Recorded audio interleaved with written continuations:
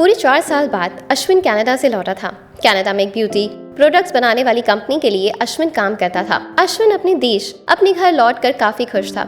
Airport पर उतरते ही अश्विन की नजरें अपने परिवार वालों को खोजने लगी। जल्दी उसने अपने माँ बाप, भाई, भाभी, बड़ी बहन और खुद की 3 साल की बच्ची भी एयरपोर्ट पर खड़ी नजर आई। लेकिन उसकी नजरें शोभा को खोज रही थी। वो सोचने लगा कि ये शोभा मुझसे मिलने क्यों नहीं आई, और ऊपर से उसने हमारी छोटी सी बच्ची को भी यहाँ भेज दिया। अश्विन एयरपोर्ट पर सबसे हंसी खुशी मिला। फिर उसने शोभा के बारे में पूछा तो उसकी दीदी बोल पड़ी, भाई वो घर पर ही है, तुम्हारे लिए खाना तैयार कर रही है। वह तो आज ही तुम्हारे आने की खुशी में काम करने लगी, वरना तो कोई काम करती कहाँ है। अश्विन ने अपनी बेटी को प्यार से उठा लिया, लेकिन उसकी बेटी उसे देखकर रोने लगी। लाओ मुझे दो बच्ची, वो तुम्हें काफी दिनों बाद देख रही है ना, इसलिए पहचान नहीं पा रही होगी। कहते हुए दीदी ने बच्ची को अपने पास ले लिया। सभी टैक्सी में बैठकर अपने घर की तरफ रवाना हुए। अश्विन अपने परिवार से मिलकर बहुत खुश था, लेकिन ये बात कि शोभा उसे एयरपोर्ट पर मिलने नहीं आई उससे काफी परेशान कर रही थी। वो सोचने लगा, क्या खाना बनाना इतना ज्यादा जरूरी था, मुझसे मिलने से भी ज्यादा, और वो भी तब जब मैं 4 साल बाद वापस आया हूँ। इन्हीं ख्यालों में घर तक आधा रास्ता बीत गया। अब उसकी बच्ची उसे देखकर रो नहीं रही थी, इसलिए अश्विन उसके साथ खेलने लगा। बाकी का आधा रास्ता भी खत्म हुआ, सब घर पहुंच गए। गाड़ी की आवाज सुनकर शोभा बालकनी में खड़ी हो गई और अश्विन की तरफ देखने लगी। अश्विन भी जैसे ही गाड़ी से उतरा उसने पहले दरवाजे की तरफ देखा और बाद में बालकनी की तरफ नजरें घुमाई, जैसे वो शोभा को ही देखना चाहता हो। अश्विन से नजरें मिलती ही शोभा के चेहरे पर मुस्कान झलक पड़ी। अश्विन ने उसे देखकर हल्के से मुस्कुरा दिया। सभी घर के अंदर आई। शोभा सबके लिए पानी लेकर आई और सभी को पानी देने के बाद फिर से किचन में चले गए चाय बनाने के लिए। थोड़ी देर तक सभी परिवार वालों से बातें करने के बाद अश्विन शोभा को बुलाने लगा। माँ ने उस बीच टोकते हुए कहा, रहने दो उसे, किचन में थोड़ा काम कर लेने दो, बाद में अपने आप आ जाएगी, तुम बैठो यहाँ मेरे पास, वैसे भी कहाँ ज्यादा काम करती है। अश्विन यही बात दूसरी बार शोभा के बारे में सुन रहा था। अब उसने सोचा कि मेरे परिवार वाले मुझसे झूठ थोड़ी बोलेंगे, हर दिन नहीं होता होगा, उसको इतना काम आज थोड़ा सा करने देते हैं, मैं बाद में उससे बात कर लूंगा। अश्विन अपने परिवार वालों से बातचीत में मग्न हो गया। एक के बाद एक रिश्तेदार और पड़ोसी अश्विन को मिलने आते रहे और शोभा को किचन से बाहर निकलने का समय ही नहीं मिला। सभी के लिए चाय बनाना, नाश्ता बनाना, यही करते करते शाम हो गई। शाम होते ही अकेली शोभा इस बड़े से परिवार का खाना बनाने में जुट गई। 2 घंटे बाद सभी परिवार वाले खाना खाने के लिए डाइनिंग टेबल पर बैठे, सिवाय शोभा के।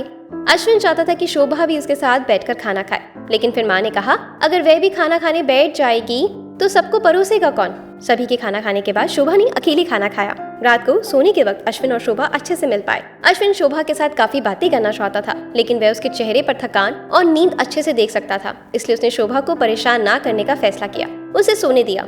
शोभा सोने ही वाली थी कि उसकी बेटी बच्ची रोने लगी, तो शोभा तुरंत उठकर उसे दूध पिलाने के लिए चली गई। अश्विन कब सो गया उसे पता ही नहीं चला। जब सुबह बच्ची की रोने की आवाज आने लगी तो अश्विन उठा और शोभा को पुकारने लगा। जब शोभा पास नहीं देखी तो उसने बच्चे को चुप कराया और फिर से सुला दिया। अश्विन बाद में शोभा को देखने लगा तो शोभा उसे फिर से किचन में मिली, जो सुबह ही जल्दी उठकर घर वालों के चाय नाश्ते की तैयारी में लग गई थी। अब अश्विन सोचने लगा कि माँ और दीदी तो कहती थी कि शोभा ज्यादा काम नहीं करती, लेकिन जो मैं देख रहा हूँ वो तो कुछ और ही है। अश्विन अब सब समझ गया था, पर वो अपनी माँ को ऐसा नहीं बोलना चाहता था कि शोभा से ज्यादा काम ना करवाया करो, इसलिए अब उसने खुद ही शोभा की मदद करना शुरू कर दिया था। अश्विन के हाथ बटाने से शोभा को थोड़ा अच्छा लगने लगा। पहले जहाँ उसका चेहरा थकान से उतरा रहता था, अब उस पर थोड़ी थोड़ी चमक आने लगी।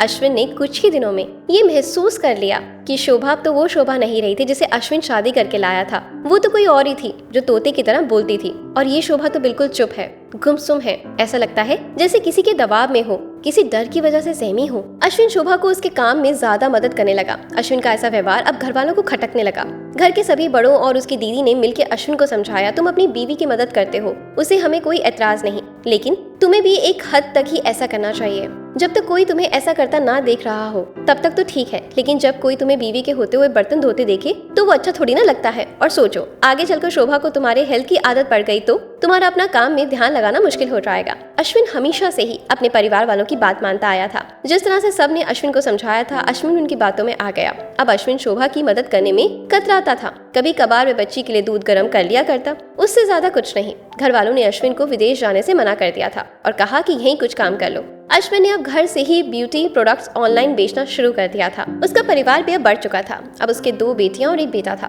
दोनों बेटियां स्कूल जाने लगी थी, लेकिन बेटा अभी भी छोटा था। जितना अश्विन कमाता था उतना सबके लिए काफी नहीं था। काफी सोच विचार करने के बाद अश्विन ने ये फैसला किया कि वह अब शोभा के साथ शहर में जाकर रहेगा। जहाँ पर शोभा भी काम कर पाएगी। वह घर से ही अपने ब्यूटी प्रोडक्ट्स बेचना शुरू रखेगा। इस तरह से वह अपने पैसों की तंगी को पूरा करेगा। परिवार वालों ने भी अश्विन को इजाजत दे दी। अश्विन चाहता था कि माँ भी उसके साथ रहे, लेकिन माँ को शहर में आना मंजूर नहीं था। माँ बड़े भाई के साथ रहने लगी। शहर में अब शोभा नौकरी करती थी और अश्विन घर से ही ऑनलाइन अपने प्रोडक्ट्स बेचता था। कई साल ऐसे ही बीत गए। शोभा घर का काम और बाद में बाहर का काम करके पहले से भी ज्यादा थकी थकी रहने लगी। परिवार वालों की अश्विन के दिमाग में डाली हुई बातें अभी भी उस पर असर करती थी।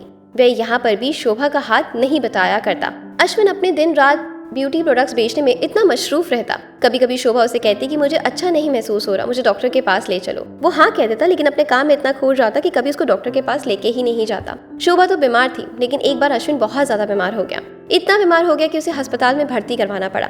अस्पताल में अश्विन के पास सिर्फ शोभा थी और कोई नहीं। इतना बीमार होने के बाद भी उसके परिवार वाले सिर्फ उससे मिलकर वापस अपने घर चले गए थे, उसका सहारा बनने के लिए, उसकी तकलीफ बांटने के लिए। कोई भी उसके साथ नहीं था। बिस्तर पर पड़े और शारीरिक तकलीफ से गुजर रहे अश्विन को अपनों का ऐसा व्यवहार बहुत तकलीफ दे रहा था। फिर वह ये सोचता कि उसने भी तो शोभा के साथ जिंदगी भर यही किया है। क्या वो शोभा का जीवन साथी सिर्फ नाम का ही था? जब साथ देने की बारी आती तो उसने दूसरों के बहकावे में आकर उससे किनारा कर लिया। यहाँ तक कि शोभा के खुद अपने मुंह से कहने के बाद भी उसे तकलीफ हो रही थी, वो नजरअंदाज करता आया। अश्विन को अब अपना दर्द शोभा के दर्द के आगे मामूली सा लगने लगा।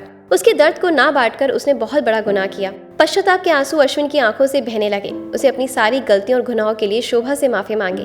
दोस्तों, जीवन साथी का मतलब होता है जीवन के हर उतार चढ़ाव में, जीवन के हर मोड़ में साथ देना। साथ होने और साथ देने में उतना ही फर्क होता है जितना फर्क वादा करने में और सचमुच वादा निभाने में होता है। अगर आपको मेरी कहानी पसंद आई हो तो वीडियो को लाइक और शेयर जरूर करें। और अगर आप भी अपने जीवन साथी का साथ नहीं देते तो मैं आपसे गुजारिश करूंगी कि आपके जीवन साथी सिर्फ आपका होगा आखिर तक और कोई नहीं, तो उनका साथ जरूर दीजिए।